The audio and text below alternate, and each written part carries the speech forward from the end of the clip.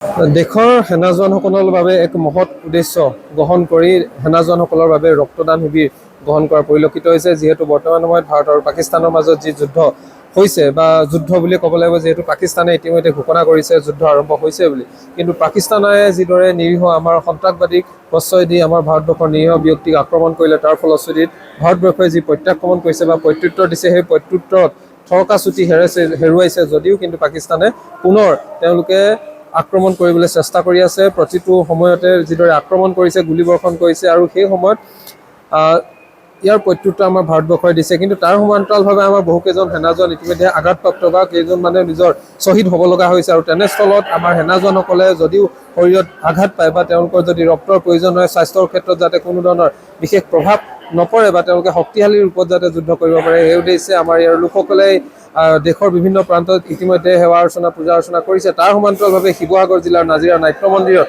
কুটুম সুৰক্ষা পৰিষদৰ নেতৃত্বত এটা ৰক্তদান শিবিৰ অনুষ্ঠিত কৰা হৈছে, য'ত বিভিন্ন প্ৰান্তৰ নাজিৰা শিৱসাগৰ বিভিন্ন প্ৰান্তৰ লোকসকল আহি জ্যেষ্ঠ কনিষ্ঠ মহিলা পুৰুষ সকলোৱে আহি ৰক্তদান কৰা পৰিলক্ষিত হৈছে। আৰু তেওঁলোকে ৰক্তদান কৰি এইদৰেই ৰক্তদান কৰিব বিচাৰিছে যাতে আমাৰ দেশৰ সেনা জোৱানসকলে কোনো তেওঁলোকৰ যাতে শৰীৰত আঘাত পালেও ৰক্তৰ প্ৰয়োজন হ'লেও যাতে তেওঁলোকৰ কোনো অভাৱ নহয়।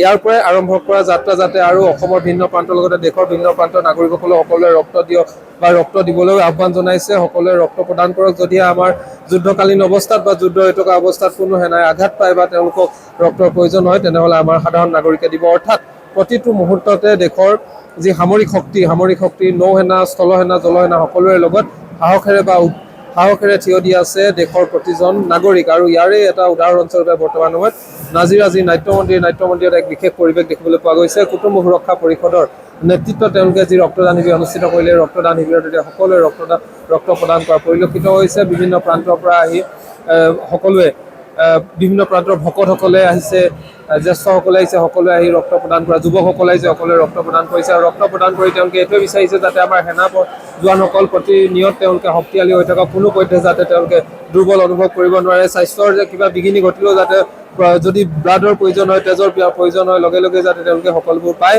আৰু সেই উদ্দেশ্যে এতিয়া এইদৰে এক বিশেষ ব্যৱস্থা গ্ৰহণ কৰা পৰিলক্ষিত হৈছে। আৰু নাজিৰা নাট্য মন্দিৰত আমি দেখিবলৈ পাইছোঁ ভিন্ন প্ৰান্তৰ পৰা, শিৱসাগৰ জিলাৰ লগতে অসমৰ ভিন্ন প্ৰান্তৰ পৰা বহু লোক আহিছে। আৰু এই যি কুটুম সুৰক্ষা পৰিষদৰ নেতৃত্বত যি এটা ব্যতিক্ৰমী পদক্ষেপ গ্ৰহণ কৰিছে, এই পদক্ষেপৰ সৈতে সকলোৱে আহি তেওঁলোকে ৰক্তদান কৰা দেখিবলৈ পোৱা গৈছে। আৰু যিহেতু বৰ্তমান সময়ত আমি দেখিবলৈ পাইছোঁ পাকিস্তানে যিদৰে সন্ত্ৰাসবাদীক প্ৰশ্ৰয় দিয়াৰ লগতে কিন্তু ভাৰতবৰ্ষৰ বিভিন্ন স্থানত আক্ৰমণ কৰিবলৈ বা যিধৰণে তেওঁলোকে এটেক কৰি আছে, ইয়াৰ প্ৰত্যুত্তৰ দিবলৈ ভাৰতবৰ্ষই প্ৰতিটো মুহূৰ্ততে চেষ্টা কৰিছে আৰু প্ৰত্যুত্তৰ ভালকৈ দিছে। কিন্তু তাৰ পাছতো পাকিস্তানৰ কোনো মানসিকতা সলনি হোৱা নাই। আৰু সেয়েহে যাতে আমাৰ সেনা জোৱানসকলে শক্তিশালী ভূমিকা গ্ৰহণ কৰি থাকে, আৰু সেই উদ্দেশ্যে আমাৰ প্ৰতিজন নাগৰিকে প্ৰতিজন সামৰিক শক্তিৰ সৈতে জড়িত সেনা জোৱানক সাহস প্ৰদান কৰি অহা দেখিবলৈ পোৱা গৈছে।